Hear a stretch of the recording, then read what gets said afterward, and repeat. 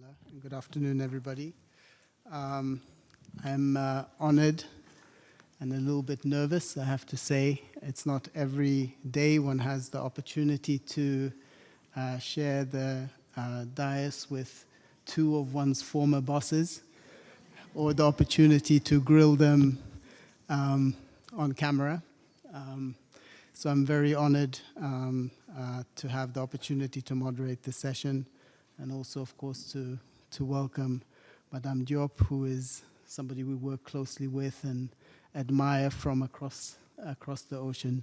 I think that this is a unique opportunity to see the mandate of the past 10 years in its historical perspective, to have in one place the inspirational leadership that has driven this agenda over the past decade.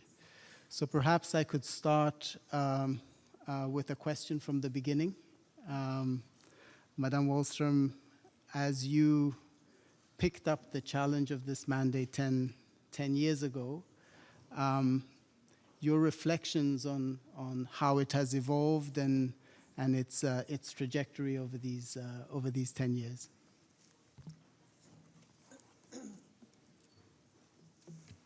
That sounds like a simple little question to begin with. I actually think, thank you very much, Pramila, for offering such a good expose of exactly how the mandate has developed and what has happened over these 10 years. Of course, afterwards, if I think back, maybe it was good that I was so ignorant of the UN system, ignorant of exactly what we could expect when we started and when we put together our office, ignorant of the ACABQ and then how to get the budget, ignorant of a lot of things that we quickly had to learn, also because we started by traveling to these hotspots, and 2 years is no time at all, but it is enough time to actually do these trips and also fully understand that if you listen to the victims, who very often also don't want to be victims only. They are also, as we say, actors of change. They want to use their position in their societies and in their countries to also influence their own future and the future of their country. But if you listen carefully to them, you also understand what this mandate is all about and how complex it is, without making that an obstacle to the things that you really want to do. So I think we started with a kind of naive optimism, but that can help you a bit along the way, and I think it did, but also the teamwork. So again, I want to say thank you so much to everybody that helped me, because we have not been alone. We've had fantastic teams that have helped us throughout, and not least, of course, the team of legal experts that also we could finally send out there into the field. I think we immediately saw that even though our priority was to fight impunity, to shed a light on this issue, to equip the UN system with the necessary tools and structures to deal with it, we also understood that we have to involve men and boys more. They are also often the victims. We have to look at children born out of rape, although it was not part of how our mandate was sort of formulated to begin with. And so how do you do that? We have seen how the changing nature of war now has turned this into, as we call it, the tactic of terrorism as well. And this has happened over these years. This has really been exacerbated as a problem and a challenge. So there were so many, it was leading in so many different directions, and you have to then choose, and you have to make sure that the resolutions follow and give you the sort of legal framework and the decisions you need to have to be able to act. And it is, I'll finish with this, maybe I've already taken too long, but to say, I have mixed feelings, and maybe most of you have. First of all, we have to acknowledge that so much has happened over these 10 years. actually a lot has happened, and also since 1325.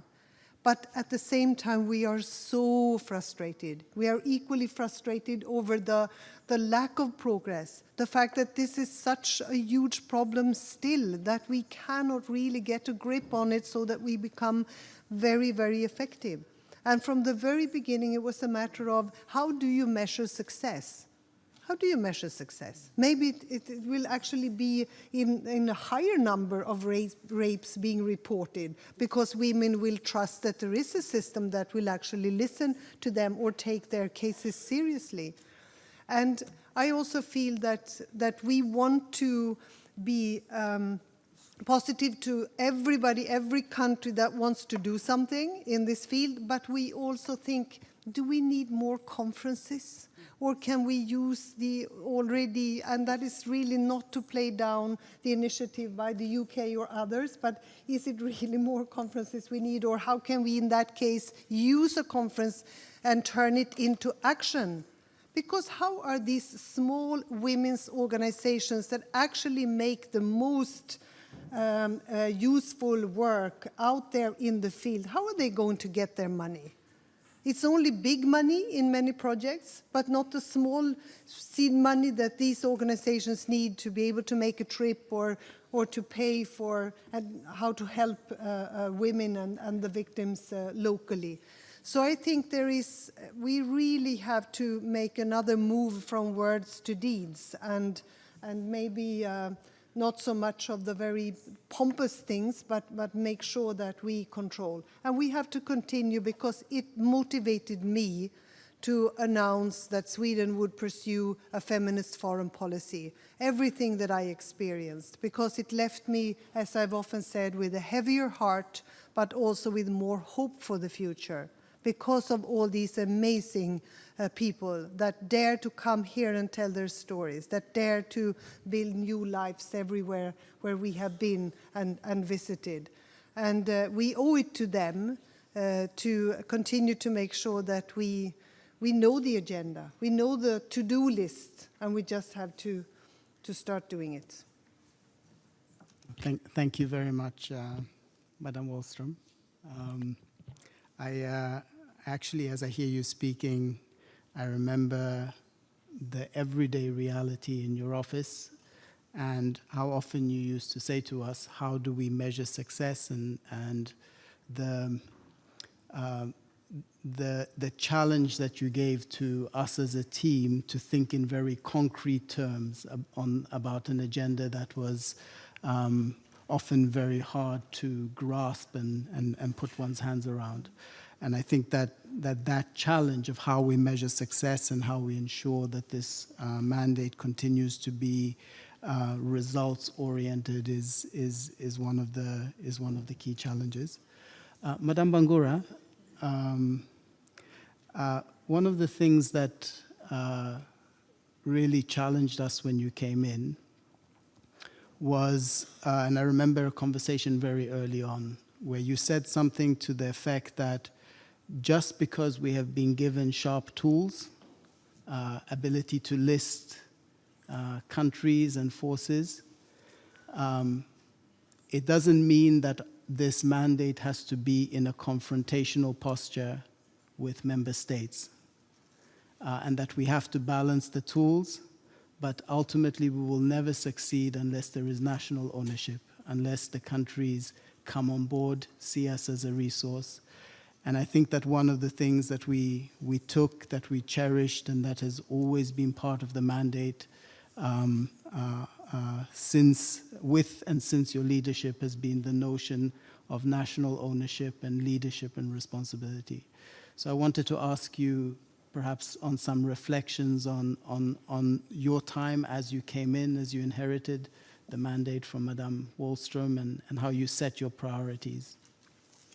Thank you very much. I think I join Margot in congratulating Pramila for this wonderful meeting and for bringing us all together to give us an opportunity, especially for focusing on the victims. And I want to say thank you to Margot, and I said this throughout the 4 years, almost 5 years I was in office. I was extremely lucky because Margot had set a really strong foundation when I took over. I always tease myself and I said, if I was appointed before Margot, I don't think I could have done what she did. So I inherited a very solid foundation, and I had to build on it. So the normative framework was established, the naming and shaming, the listing of parties, all of that. But at the end of the day, this is a problem that belongs to member states. The crimes are committed in individual countries by either the military or the police.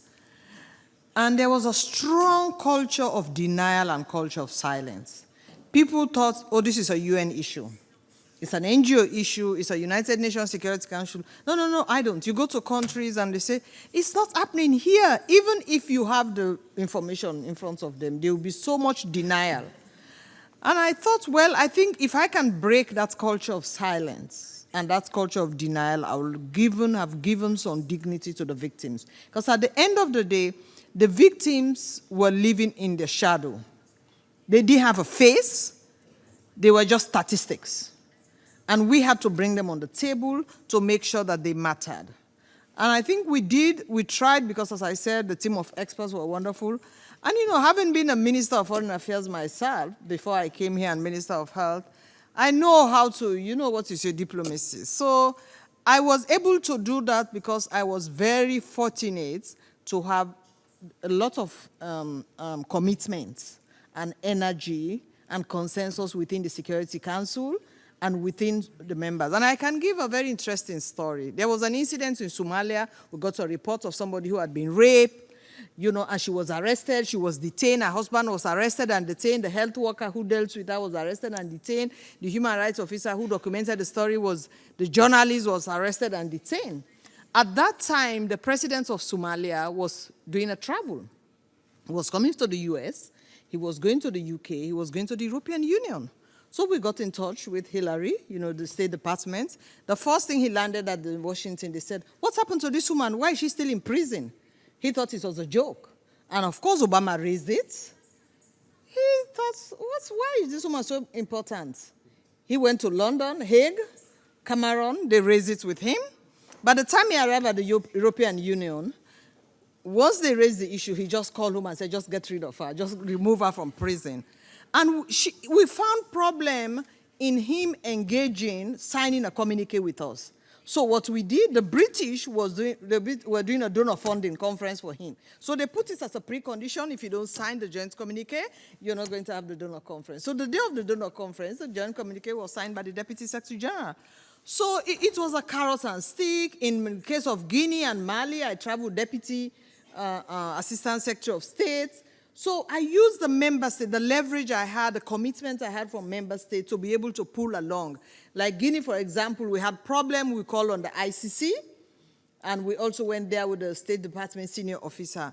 And that, for me, that was the challenging we were able to achieve, to see heads of states who a year or two ago were saying, no, I don't have sexual violence in this country. This report the UN is generating, these women, they want to have refugee status. That's why they are claiming that they are being raped. So I think that's what we were able to emphasize, and we couldn't have done it on our own. Because the UN entities, I have to say, the UN agencies were very good in getting back to us. Immediately there is a crisis, there is a problem, the information, either here or in the field. We got the information already. So that was very good. And I think the second challenge I think we had was the thing with, the extremists. We saw, during my time, we saw the rise of the Daesh. And that created a whole crisis for us. For me, as a Muslim woman, it was very challenging because it was on the pretext of Islam. That's how Daesh came. And Daesh had a fatwa. So going to religious leaders in the Middle East, in Egypt, in Iraq, in Jordan, Arbil, and saying to them, you have to come out with a statement. You have to have a counter narrative. You have to have something that says this is not. And all that is because you have to deal with this problem at the national level. The UN has drafted all these resolutions. How do you turn this resolution, like Pamela said, to solutions on the ground? If you don't do that, you'll never be able to have answers because they keep committing the crime more and more. The military keep committing the crime. The police keep committing the crime. You have to find a way of working with them on the ground. Like Dennis was saying this morning, you know, governments have to take responsibility. Heads of states have to know those women who have been raped and the girls who are raped are their citizens. They have a moral responsibility as leaders in their own countries to be able to take control and address those problems and ensure that those women who have voted for them, you know, actually enjoy the benefits of living as useful citizens in the country. So I think, you know, for now, as I sit back and listen and look back, it's amazing because even when you travel now, people say, oh yes, I saw you in my country. And the heads of states now were proud. So it's they started taking pride and said, I did this, and reporting. And coming back, oh, so they were competing. By the time I left office, they were competing to tell us how much things they have done in each of the country. For me, that was great. Thank you. Thank you so much, Madam Bangura. Perhaps if I may turn to you, Madam Diop. I was reflecting on our first visits to the African Union, actually before your role was established. And I remember the first briefing that you gave, Madam Wallström, to the AU Peace and Security Council, and one of the main recommendations was for the establishment of a similar special representative or special envoy role within the AU. And Madam Diop, I think that it is night and day our possibility to engage with the AU since the establishment of your role. We've seen, I have to say, a transformation in terms of having the African Union as an interlocutor since your presence and since the establishment of your role. And perhaps we can take the opportunity to ask you for your reflections on how this agenda and these considerations have evolved in the context of the AU institutions, but in terms of the engagement in Africa. Thank you so much. First of all, let me congratulate my sister Pramila, 10th anniversary. Bon anniversaire. But also let me congratulate both of you because the 10th anniversary is about both or three of you, but all of us. Donc, bon anniversaire à nous. So, happy birthday to all of us for this 10th birthday. Let me just say that we congratulate also Nadia and Dennis Mukwege for the fund, because we are going to see maybe some light, because when Margot said, how do we measure progress? The fund is part of the progress, I think.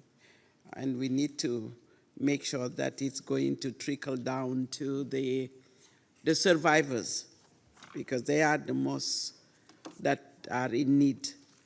I was listening to the survivors this morning, and you know, every time I listen to them, it's take me back to the field where all of you always go. I have been with Margot in some places in Lake Chad, Basin, where we found a girl with Amina Mohammed, a girl that came back from Boko Haram and who lost the leg because she was a suicide bomber herself. So those are things that you also see on the ground. I was with Pramila when we went to the field in the Chibok girls, in one of the refugees in the northern Nigeria, both of us. And when we met with the women, some of the women who came back from Boko Haram camps and escape or be delivered by the police or the military. And we asked them, and I asked one of the ladies, I said, will you go back if you have the possibility, or are you happy in the camp where you are? So the lady said, I will go back. And I look at Pramila, I say, wow. So we deliver her, she has a baby. They killed the husband, they kidnapped the son, but she was still ready to go back to you know, the kidnapper syndrome. So that's how they impact on their minds. So we said we need to do more. We need to look at how we can deliver and how can we support those that are, in another time in DRC, I met a boy, 7 years, that have been raped. Closed the door, and it reminded me of my granddaughter or my grandson. So this is, when I listen to the survivors, this is what you see every day. And that's why I think working with this mandate, the special representative mandate for us is a must. Number one, I think that when we look at now, since we have created this mandate, I think 19 countries that have signed the framework, 11 of them are in Africa. It tells a lot. 11 of those countries, starting with Zainab, who came to Addis after Margot, going to Uganda, looking into all the declaration. So we say to Zainab, let's sign an agreement between the AU and the UN to follow up what the AU is doing. And that's what Pramila is following up with my office to make sure that we implement it. Let me just give an example. I was in South Sudan for almost 6 months to investigate what is happening, the root cause, but also what are the solutions. And my role was to look into the violence that have happened. And there was a testimony today. Somebody talked about how the South Sudanese are still in the camp. So we made a recommendation, including the establishment of the hybrid court, because we need to redress. Zainab, you talk about restoring the dignity of the women. And that's number one. Restore the dignity of the women that have been raped, of the women that are still in the camps, and the women that are asking for justice, and the women that are asking for recovery. But yet, it's not happening. So the women of South Sudan are still waiting. So that's why I think within my mandate, trying to link it, women, peace and security, participation, protection, but this violence in conflict zone where women have been used, the body as a battlefield, is one of the critical areas we need to concentrate. And we need to look at into prevention, but make sure that we address the root cause of those conflicts.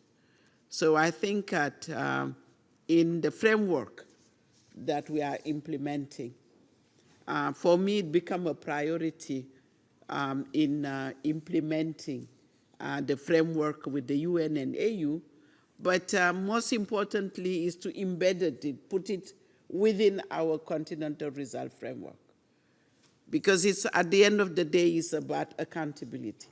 How do we make our member state accountable?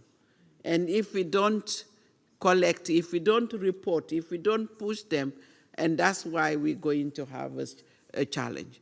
So accountability is what, for example, when we had a case within the AMISOM for the South Africa Today talk about how sometimes the peacekeepers are not just protecting the civilians, but do harm to those that are supposed to protect. How do we do it? So when we had a case, is how do we make sure that we get the report right, we send them back home, but we need to monitor the member state that they are brought in justice. Because it's not the AU to do that, it's just investigating, sending them back, but when they go home, what happened to them? Are they going to be sent out somewhere else? So that's some of the issues that we need to monitor. So monitoring, implementation, but investigating I think that is something that is important, that we need to go, AU and UN work hand in hand. And that's why when we had the last session, both of us, Pramila and myself, hosted by the Peace and Security Council, we decided that we will have an annual open session to monitor the implementation of the framework, to look into the number of incidents that if we have them, the measures that have been taken to capacitate the security forces, for example, and the measure established to respond to women and girl survivors. We need to look at all the indicators into our tool framework and make sure that in each country where we have opportunity, like Zainab said, she was doing great advocacy. When they open the door, let's penetrate, let's make sure that together we are advocating but also measuring the progress to implement that. So the AU is open to that. The Peace and Security Council, last time Chandarai we were together, they open up the door, we need to seize it, and we need to stay there and make sure that member states respond to what we have seen today, the plight of the women in our continent. So I think that we work with Margot, we work with Zainab, and we continue to work with Pramila. Thank you.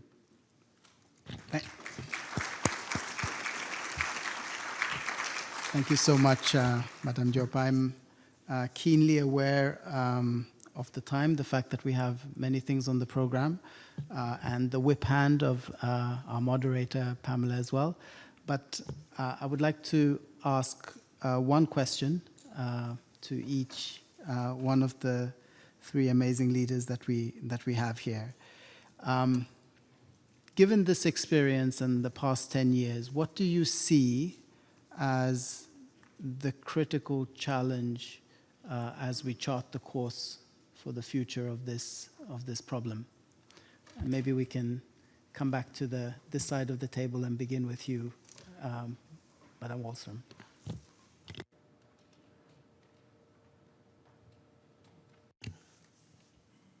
I think it's an amazing sort of vision that we heard from Denis Mukwege when he said, well, in 10 years, we won't need this mandate any longer because then we have, taken away sexual violence as a tool or a weapon in war and conflict. So as a vision that works well. In order to do so, we have to continue to fight impunity. We have to make sure that we have all the instruments necessary. We have to do exactly what Zainab said. We have to make sure that there is an ownership, a national ownership of this issue and accountability created. I think we have to go all the way, understand that this also has to do with gender equality and the way we look at and discriminate against women and girls around the world, and also how boys and men are affected by all of this, of course. But it really boils down to that. This is where it starts. What do we teach children about the roles of girls and boys? So it has links and arms to everything else that happens also in society. So I think it is, to me, it really comes down to what I call the feminist foreign policy, where it's about the rights and the representation and the resources also to women and girls around the world. And then use everything that we have now, the resolutions, the legislation, the normative framework that exists, and the ambition and the promises that have been made, and turn them into a reality. Thank you. Madam Bangura? Thank you very much. I think for me, looking at the issue of national ownership, I would like to make sure that national government do not just look at this thing as a women's issue. They look at it as a cross-cutting issue, as a peace and security issue, as a human rights issue, as a development issue, as a health issue. and to be able to have enough resources allocated in the national budget to address these problems, both in the health, in the peace and security, the defense, the police, in human rights and other, because that's where it means that you have enough resources. In the health issue, for example, psychosocial support. We have a problem with mental health. I've been Minister of Health in my country. Very little countries in Africa don't have resources for, or don't even have a strategy for mental health. But so we don't have psychosocial support at the national level. So for there to be proper national ownership and leadership, it means that resources, because in national governments, the Ministry of Gender, in terms of pecking order, you know, is very low down there. It has the least budgets, the least support, the least resources in government. So once you allocate this issue, let it go to the Ministry of Gender. So when I was SRG, I never allow you to assign me to the Ministry of Gender, because I know the Minister of Gender will not call the Minister of Defense for a meeting. He will not respond. So I think what the ideal thing is to be able to make sure that resources are allocated and these issues are dealt with as a cross-cutting issue. You know, you can give it the attention it deserves, the seniority, the priority, and everything at the national government. Thank you. Thank you very much. Madame Diop. We have 55 member states in Africa. So far, I don't think that we have covered half of it. So our dream is to have the 55, even though those who are not in conflict, for prevention. Today I have heard that we need more prevention than curing. We don't want to see the survivors. What we wanted to see is what we say, the feminists, the women leaders in all over, making sure that the men champion this cause, and the boys, our boys. So we wanted to see African taking the 55, the framework, but also implementing it to say that we prevent rather than curing. That's the dream. Thank you very much. There are no words to sum that up. I have to say that I'm as inspired as ever in the presence of these three wonderful leaders, and I hand over to you, Pamela, now.